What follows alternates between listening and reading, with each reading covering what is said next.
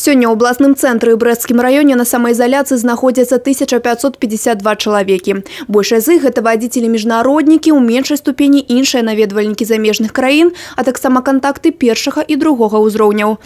Як гэтыя людзі выконваюць рэжым самаізаляцыі, штодня кантралююць рэйдавыя групы, у якія ўваходзяць медыкі, прадстаўнікі санітарнай службы і праваахоўных органаў. Осуществляется выборка адресов тех людей, которые находятся на самоизоляции, и контролируется вопрос именно нахождения в самоизоляции, соблюдения правил поведения.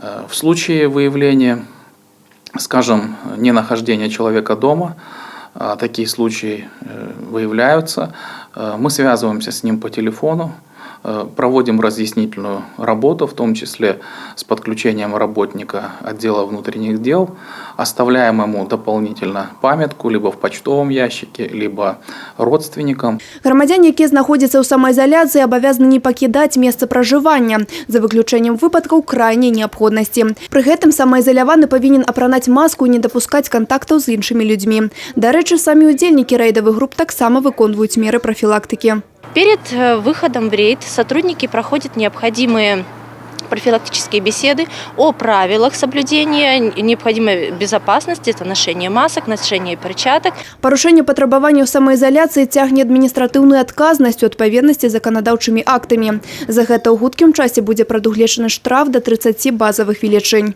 Але ж важна памятаць, што акрамя юрыдычнай існуе і маральная адказнасць кожнага, як за сваё здароўе, так і ўсіх навакольных.